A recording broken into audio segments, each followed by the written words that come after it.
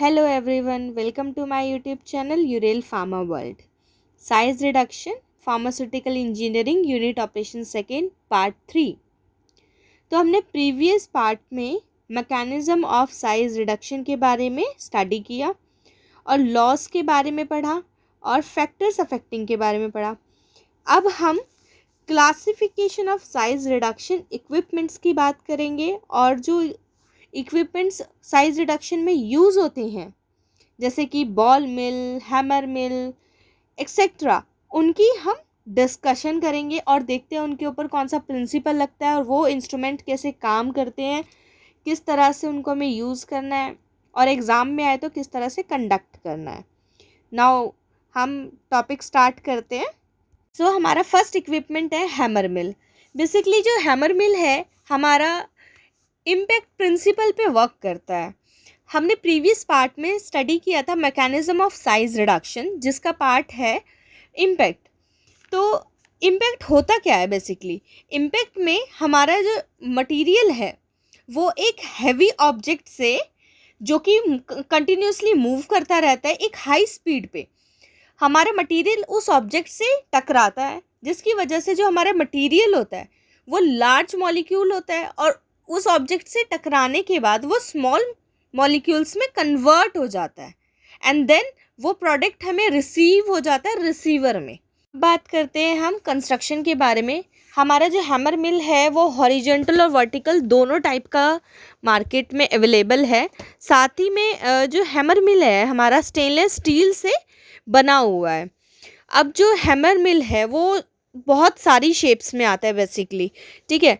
इसकी जो ब्लेड्स होती है ना वो फ्लैट एज की होती है और शार्प एजेस होती है, ताकि हमारा जो मटेरियल है वो ब्रेकआउट होता रहे, ठीक है। और ये जो यूनिट होती है पूरी एनक्लोज्ड होती है, मतलब एक चैम्बर से ढकी हुई होती है, ठीक है। अब नेक्स्ट बात करते हैं हम। अब जो हैमर मिल होता है ना वो कंटिन्यूसली मूव करता रहता है, मतलब वो कंटिन्यूस मोशन में रहता है। ये पर सेकेंड में 8,000 से लेके 15,000 रिवॉल्यूशंस लेता है। अब हम देखेंगे जो हैमर मिल होता है ना, इसमें एक फीड होपर होता है जिसमें हम अपना मटेरियल ऐड करते हैं। अब वो मटेरियल एक हैमर मिल के पुश करने से ब्रेकआउट होके मिलिंग चैम्बर में जाता है, जिसमें हमारे हैमर्स लगे हुए होते हैं, शार्प एजेस ब्लेड लगी होती है जो हमारे मटेरियल को कट करती है। देन उसके बाद जो भी मटेरियल होता है कट होकर साथ ही साथ क्या होता है, शाफ्ट रोटेट करती है। तो हैमर मिलिंग चैम्बर में जो हैमर्स लगे हुए हैं वो ब्रेक आउट करेगा और जो हमारा मटेरियल है वो स्क्रीन लगी होती है नीचे हमारी, वो स्क्रीन के अकॉर्डिंग हमारा जो प्रोडक्ट है उतनी ही साइज के मटेरियल को रिसीवर में एंटर करने देगा। मतलब जो हमने एक लेमन लैंग्वेज में मैं बताती हूँ, छन्नी हमने देखी, जैसे आटा छन्नी होती है, आटा छन्नी वही छोटे छोटे पार्टिकल्स को ही जाने देती है, बड़े पार्टिकल्स को बाहर निकाल देती है। तो इसी तरह से जो स्क्रीन लगी हुई है वो हम अकॉर्डिंग टू साइज़, हमें कितना साइज़ चाहिए अपने मटेरियल का, हम उसके अकॉर्डिंग उस साइज़ को अरेंज करते हैं। देन उस साइज़ का मटेरियल हमें रिसीवर में रिसीव हो जाता है। यूजेस, जो हैमर मिल होता है वो हमारी किसी मटेरियल या पाउडर की ग्राइंडिंग के लिए यूज़ होता है, जो कि स्पीड पे डिपेंड करता है, किसकी? हैमर की। अब ऐसे ही नेक्स्ट है हमारा यूज़ होता है हैमर मिल ड्राई मटेरियल के लिए यूज़ होता है और वेट फिल्टर प्रेसेस केक्स के लिए यूज़ होता है, ऑइंटमेंट के लिए यूज़ होता है। हैमर मिल के एडवांटेजेस क्या है? इसको हम इजीली सेटअप कर सकते हैं और यूज़ कर सकते हैं। ये बहुत स्मॉल स्पेस ऑक्यूपाई करता है और ये वर्सटाइल है। डिसएडवांटेजेस, पहली है कि जो स्क्रीन होती है हमारी हैमर मिल में वो क्लॉग्ड हो जाती है। Next, hammer can not be use to mill sticky fibrous and hard materials, मतलब इसको हम स्टिकी या फाइब्रस और हार्ड मटेरियल्स पे यूज़ नहीं कर सकते। नेक्स्ट इक्विपमेंट है हमारा बॉल मिल। जो हमारा प्रिंसिपल है, the ball mill work on the principle of impact between the rapidly moving balls and the powder material both enclose in a hollow cylinder. अब जो बॉल मिल है उसके ऊपर भी हमारा कौन सा मैकेनिज्म यूज़ हो रहा है? इम्पैक्ट। इसमें क्या होता है, हमारा एक होलो सिलेंडर होता है, उसमें हमारा मटेरियल, जो भी हमारा पाउडर्ड मटेरियल है वो, और हम साथ में कुछ बॉल्स उसमें डाल देते हैं।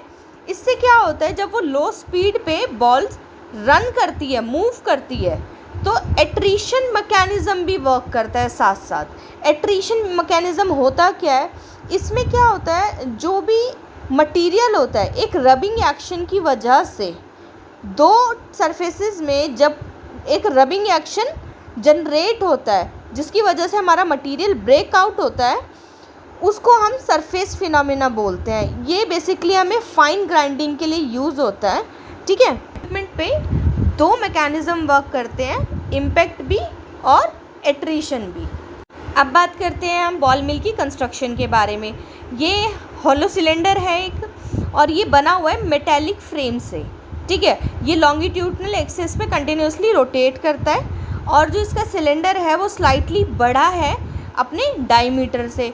इसकी जो बॉडी बनी हुई है वो मेटल से बनी हुई है, क्रोम के साथ। ठीक है, अब जो सिलेंडर है उसके अंदर काफ़ी सारी बॉल्स डाली जाती हैं, वो हमारे फीड की साइज़ के ऊपर डिपेंड करता है। बेसिकली अगर हमें कोर्स पार्टिकल चाहिए तो हम थोड़े डिफरेंट टाइप के ऐड करेंगे बॉल्स, और अगर कोई और साइज़ का चाहिए, फाइन पार्टिकल्स के लिए चाहिए, तो हम मेटेलिक बॉल्स ऐड करेंगे उसमें, गोल वाली।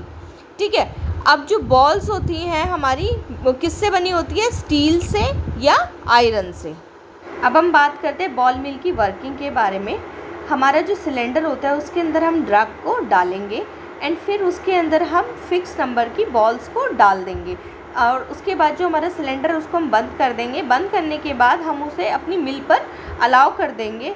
अलाउ करने के बाद हम उसे रोटेट करने के लॉन्गिट्यूडनली एक्सिस पे रोटेट करवाएंगे, एंड देन यहाँ पे हम उसकी स्पीड को मैनेज करके रखेंगे। ठीक है, क्योंकि अगर ज़्यादा स्पीड हुई तो सेंट्रीफ्यूगल फोर्स की वजह से वो जो बॉल्स हैं वो सारी बाहर आ जाएंगी और हमारी ग्राइंडिंग नहीं हो पाएगी, तो हमारा सब्सटेंस भी वेस्ट होगा। ठीक है, अब करेक्ट स्पीड को हम मेंटेन करके रखेंगे, जिससे हमारी जो हमें मटेरियल की ग्राइंडिंग करनी है वो इफ़ेक्टिव हमें मिले। अब आप देख सकते हैं जो बॉल मिल है, आप देखें उसके ऊपर एक लिड है, उसके अंदर हम मटेरियल डालेंगे। ये मेटल की बॉडी बनी हुई है। ठीक है, उसके अंदर हमने स्टील बॉल्स डाल रखे हैं और मटेरियल डाल रखा है। देन ये कंटिन्यूसली लॉन्गिट्यूडनल एक्सिस पे रोटेट करेगी। अब जो बॉल मिल के यूजेस हैं, इसको हम फाइन ग्राइंडिंग के लिए यूज़ किया जाता है, जैसे कि 100 to 5 माइक्रोमीटर्स के लिए। ठीक है, बॉल मिल को हम ऑप्थेल्मिक एंड पेरेंटल प्रोडक्ट्स की प्रिपरेशन में भी यूज़ करते हैं, क्योंकि वो स्टेनलेस स्टील से बना है, तो ऑप्थेल्मिक प्रिपरेशंस के लिए बेसिकली स्टेनलेस स्टील ही प्रेफर की जाती है। एडवांटेजेस, ये हमें वेरी फाइन पाउडर्स देता है, और इसे हम बैच ऑपरेशन की तरह भी यूज़ कर सकते हैं। ठीक है, हम इसमें कोई भी साइज़ की सीव्स को यूज़ करके अपना उसी फाइन पाउडर या कोर्स पाउडर को सेपरेट कर सकते हैं। बॉल मिल्स हमारे वेट और ड्राई ग्राइंडिंग दोनों प्रोसेस के लिए यूज़ होता है। जो भी हमारे टॉक्सिन सब्सटेंसेस होते हैं ना, वो ग्राउंडेड होते हैं, क्योंकि सिलेंडर जो है हमारा क्लोज सिस्टम है।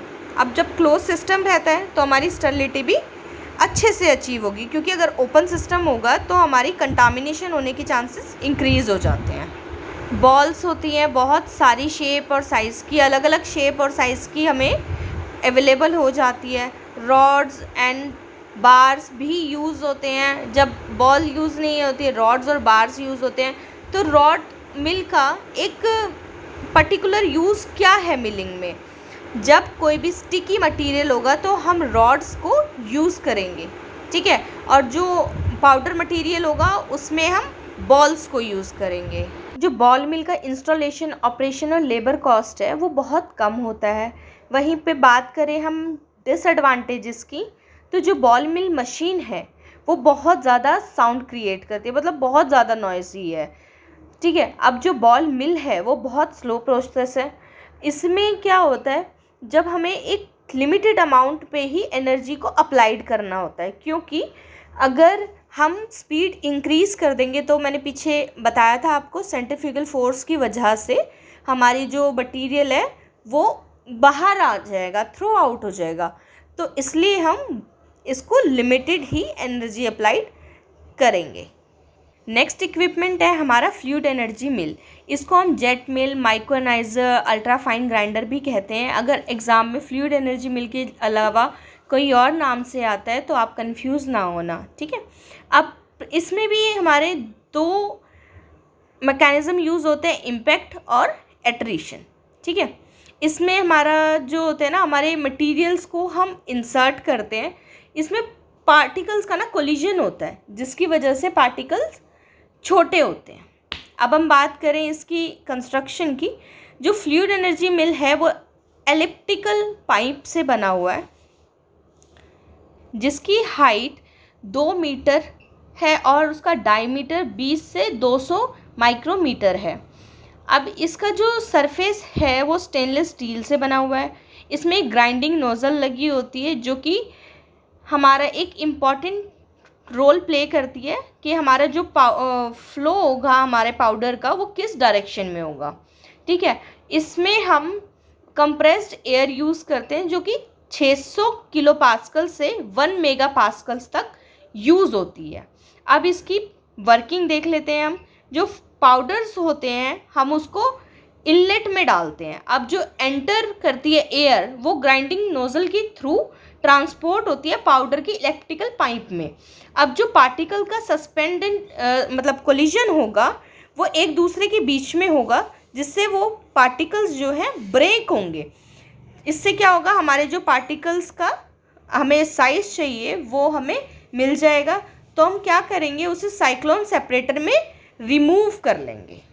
साइक्लोन सेपरेटर में रिमूव करने के बाद जो पार्टिकल्स रह जाते हैं चैम्बर में उनका अगेन कोलिजन होता है जब तक वो अपने सफिशिएंट साइज को अचीव ना कर ले। अब आप देख सकते हैं जो फ्लूइड एनर्जी मिल का डायग्राम है, यहाँ पे देखिए फीड इनलेट, यहाँ पे हम अपना मटेरियल को इंसर्ट करेंगे, डालेंगे।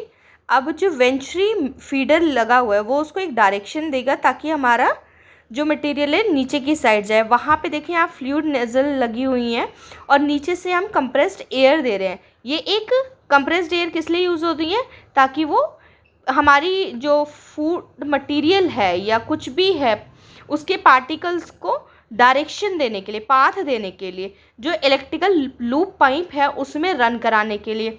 अब आप देखेंगे यहाँ पे साइक्लोन सेपरेटर है। जिन पार्टिकल का कोलिजन होके और उन्होंने अपना पार्टिकल साइज अचीव कर लिया है वो तो साइक्लोन सेपरेटर में या बैक फिल्टर में फ़िल्टर आउट हो जाएंगे। और जो दोबारा से जिनको हमें कोलाइड करने की रिक्वायरमेंट होगी, जिनका साइज़ अभी अचीव नहीं हुआ होगा, वो वापस से पूरे इलेक्ट्रिकल पाइप में मूव करेंगे एंड देन ये प्रोसेस चलता रहेगा। अब हम बात करें इसके यूजेस की, तो ये एनर्जी मिल हमारे पार्टिकल के साइज़ को रिड्यूस करने के लिए यूज़ होता है। मोस्टली हम इसको एंटीबायोटिक्स और विटामिन्स के लिए यूज़ करते हैं। अब जो फ्लूइड एनर्जी मिल की एडवांटेजेस है ये है, जो हीट लेवल होता है किसी भी सब्सटेंस का वो माइल्ड होता है, जैसे कि विटामिन्स और एंटीबायोटिक्स। और ये रैपिड और इफ़ेक्टिव मेथड होता है किसी पाउडर के साइज़ को रिड्यूस करने का। कितने साइज़ तक, 30 माइक्रोमीटर से लेके और उससे भी कम तक। फ्लूइड एनर्जी मिल में कोई भी मिल का कवर है ही नहीं, जिसकी वजह से कंटामिनेशन पॉसिबल ही नहीं हो सकता। वो टोटली पाइप से बना हुआ है, ठीक है। अब हम बात करें इसकी डिसएडवांटेजेस की। फ्लूइड एनर्जी मिल हमारा सॉफ्ट, टैकी और फाइब्रस मटेरियल्स के लिए सूटेबल नहीं है, ठीक है। ये इक्विपमेंट बहुत एक्सपेंसिव है, इसको एक अलग एक्सेसरीज़ चाहिए होती हैं और डस्ट कलेक्शन इक्विपमेंट्स अलग चाहिए होते हैं। मतलब काफ़ी सारी एक्सेसरीज इसको पर्टिकुलरली रिक्वायर्ड होती है। अब हम देखते हैं डिफरेंट टाइप्स के मिल्स और उनके कैरेक्टरिस्टिक्स। पहला है हमारा कटर मिल। वो किस लिए यूज़ होता है, बेसिकली कटिंग के लिए यूज़ होता है। इसमें हम कौन से प्रोडक्ट साइज़ अचीव कर सकते हैं, 20 to 80 मैश साइज़ के जो साइज़ के पार्टिकल्स होंगे वो हम अचीव कर सकते हैं। ये हमारे फाइब्रस और क्रूड पार्टिकल्स के लिए यूज़ होता है। क्रूड में हम animal and vegetable drugs use होते हैं, इसमें फ्राइबल मटेरियल यूज़ नहीं हो सकता। नेक्स्ट है रोलर मिल। ये हमारा कंप्रेशन के लिए होता है। इसमें हम अपना 20 से लेके 200 मैश साइज़ तक यूज़ करते हैं, जिससे हमें अपना प्रोडक्ट साइज़ अचीव हो जाता है। अब ये सॉफ्ट मटेरियल के लिए यूज़ हो सकता है, एब्रेसिव मटेरियल्स के लिए नहीं। इसमें हमारा हैमर मिल जो होता है इम्पैक्ट पे वर्क करता है। इसमें 4 से 32.5 मैस प्रोडक्ट साइज़ होता है और यूजेस हमारे होते हैं इसमें ऑलमोस्ट ऑल ड्रग्स यूज़ हो सकती है। इसमें अब्रेसिव मटेरियल्स नहीं यूज़ होते, बट बॉल मिल में एट्रीशन और इम्पैक्ट दोनों यूज़ होते हैं। आपको पता है 20 से 200 मैस साइज़ होता है। ब्रिटल ड्रग्स यूज़ होती है, सॉफ्ट मटेरियल्स नहीं यूज़ होते। फ्लूइड एनर्जी मिल में एट्रीशन इम्पैक्ट दोनों काम करते हैं। 1 to 30 माइक्रोमीटर मैस साइज़ हमें प्रोवाइड हो जाता है और moderately hard friable materials use होते हैं। Soft and sticky material use नहीं होते हैं। एज रनर मिल में हम क्रशिंग और शेयरिंग के लिए यूज़ करते हैं। इसमें हम 20 to 80 मैस साइज़ यूज़ करते हैं। प्रोडक्ट साइज़ जो हमें अचीव होता है, इसमें ऑलमोस्ट सभी ड्रग्स यूज़ होती है एक स्टिकी मटेरियल्स को छोड़ के। आज हमने अपना फुल चैप्टर कंप्लीट कर लिया है। होपफुली आप सबको ये समझ में आया होगा और आपको नोट्स भी अच्छे लगे होंगे। तो आज आपने देखा होगा मैंने वीडियो हिंदी में शूट किया है, क्योंकि one of my friend said कि आपको हिंदी में डिस्कशन करना चाहिए, जिससे हमारी नॉलेज में ज़्यादा रहेगा। तो आज मैंने इसीलिए हिंदी में रिकॉर्डिंग की है। अगर आप सबको मेरे नोट्स और मेरा समझाया हुआ समझ में आया हो तो प्लीज़ चैनल को सब्सक्राइब कर लें और वीडियो को लाइक और शेयर करना ना भूलें ज़्यादा से ज़्यादा, जिससे सभी बी फॉर्म और डी फॉर्म स्टूडेंट्स की हेल्प हो सके। So thank you so much for the watching my video. Now bye bye.